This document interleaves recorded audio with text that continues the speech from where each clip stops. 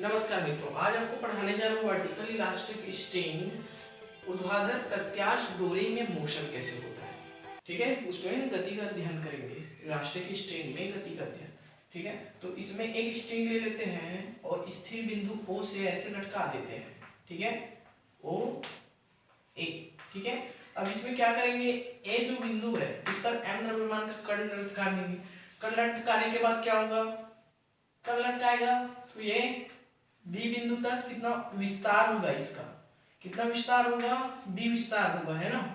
और इसकी जो प्राकृतिक लंबाई है, ठीक है, प्राकृतिक लंबाई है ओ ए इक्वल टू ए।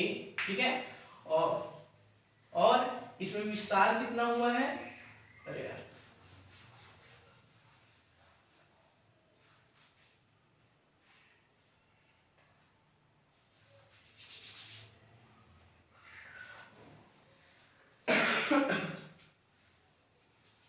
नमस्कार मित्रों, आज आपको पढ़ाने जा रहा हूँ वर्टिकल इलास्टिक स्ट्रिंग में मोशन, ऊर्ध्वाधर प्रत्यास्थ डोरी में मोशन के बारे में पढ़ना है आज। ठीक है, तो शुरुआत करते हैं इसका।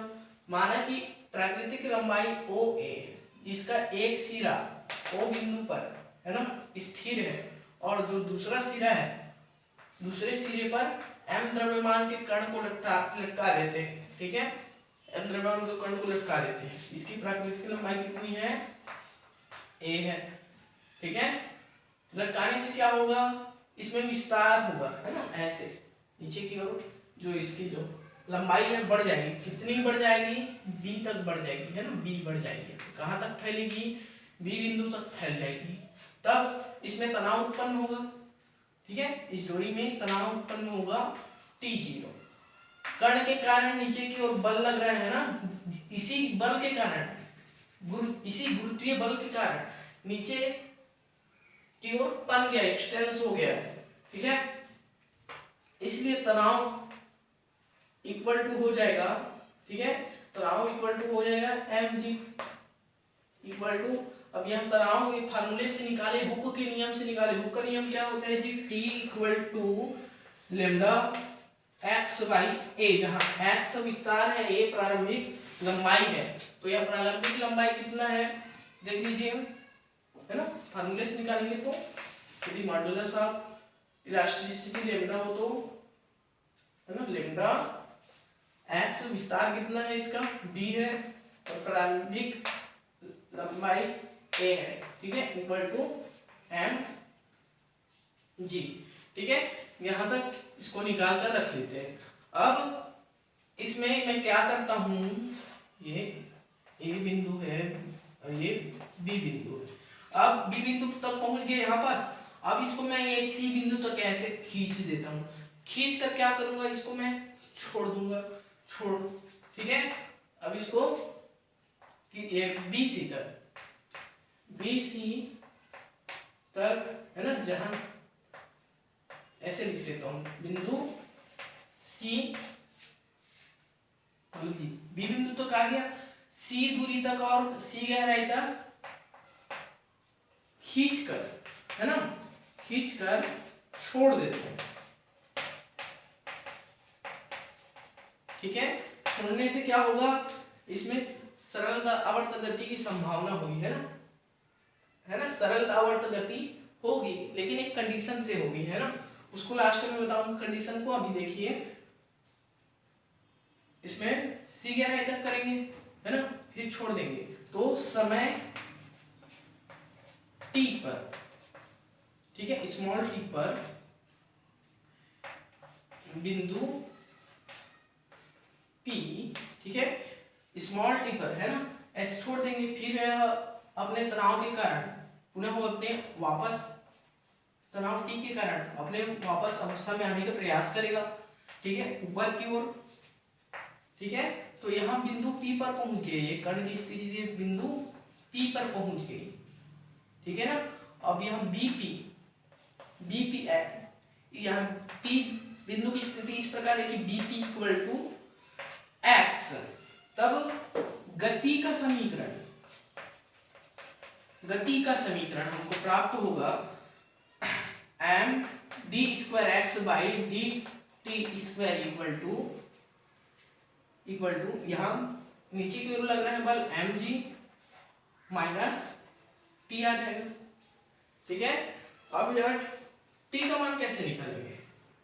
टी का मान कैसे निकालेंगे? देखिए यहाँ एम, यहाँ टी इक्वल टू निकलेगा अपने पास। ठीक है, इसकी जो प्रारंभिक जो लंबाई है कितनी है? प्रारंभिक लंबाई तो ए है। ठीक है ना, इस डोरी की प्रारंभिक लंबाई ए है तो नीचे में ए लिख दीजिए। ठीक है, अब इसमें विस्तार कितना होगा? पहले से बी विस्तार हो रखा है। ठीक है, और कितना विस्तार हुआ यहाँ टी समय पश्चात कितना विस्तार हो गया? एक्स विस्तार और हो गया। ठीक है, बी प्लस एक्स आ जाएगा यहाँ, लेमडा आ जाएगा। ठीक है, इसलिए हम मान को रख देते हैं। ठीक है, यहाँ M D square x by D T square equal to M G minus, इसको तोड़ कर रख देते हैं ना, lambda B by A minus lambda X by A. ठीक है, अब समीकरण 1 से देखिए। ठीक है, समीकरण 1 से मानेंगे, इसको मानेंगे। ठीक है, b बाई ए का वैल्यू निकालेंगे, लेमडा है ना, लेमडा b बाई ए का वैल्यू निकालेंगे। ठीक है, तो क्या होगा? प्राप्त होगा हमको, क्या प्राप्त होगा? mg प्राप्त होगा। ठीक है, mg प्राप्त होगा ना जी, lambda b by A equal to mg, मान को रख देते हैं, M D square x by D T square equal to M G minus M G minus lambda by A X. ठीक है ना, ये कट जाएगा, प्राप्त होगा हमको M D square x by D T square equal to minus lambda by A X. ठीक है, अब यहाँ लेमडा बाई ए का मान भी निकाल सकते हैं। यहाँ से lambda by A equal to हो जाएगा एम जी बाई बी। ठीक है ना, इसको दोनों को एक ही साथ समीकरण 1 ले सकते हैं। ठीक है, फिर यहाँ मान को रख देंगे, M D square x by D T square equal to minus lambda by A का मान M G by B x. ठीक है, एम और एम जो है कैंसिल हो जाएगा। ठीक है, d square x by D T square equal to minus g by B x. अब यहाँ देखिए म्यू इक्वल टू क्या प्राप्त होगा हमको? जी बाई बी प्राप्त होगा। आवर्त काल का मान टी इक्वल टू आवर्त काल है ना, पीरियोडिक टाइम। ठीक है, इसके दोलन पीरियोडिक टाइम होगा 2 pi by under root mu. ठीक है, इस फार्मूले से निकल आएगा 2 पाई अंडर इनटू है ना बी बाई जी। तब यहाँ समीकरण 3 को हम इस प्रकार से भी लिख सकते हैं। ठीक है, v dv by d x equal to minus g by B x. ठीक है, इसको इस तरफ ला देते हैं, dx को इस तरफ ला लेते हैं, है ना, तो समाकलन कर देते हैं। डायरेक्ट बता रहा हूं मैं, v square equal to minus g by B x square. ठीक है, दोनों में बाई बाई में 2 आएगा, है ना, प्लस या कांस्टेंट लिखाएगा, है ना, कांस्टेंट। तो इधर एलसीएम निकाल रहे हैं, जब हम मल्टीप्लाई करेंगे ना तो इसके साथ ऐड हो जाएगा और ये चेंज हो जाएगा सी डेस में, है ना, क्योंकि C dash equal to 2c, 2 capital C है ना, ये ध्यान देना। अब इसके बाद क्या करेंगे? बिंदु, ठीक है, बिंदु सी पर फोकस कीजिए। बिंदु सी पर क्या होगा? यहाँ जो एक्सपेंशन है, ठीक है, एक्स इक्वल टू, है ना, ये मतलब कि ये खींचने के कारण बी बिंदु से यहाँ तक एक्स का मान कितना हो जाता है? सी हो जाता है। और ये सी बिंदु पर बी यहाँ पर जैसे रोक कर खींच कर रोके है ना, ठीक है, फिर छोड़ देंगे, मतलब यहाँ पास रोके हैं तो मतलब वेग का मान कितना है?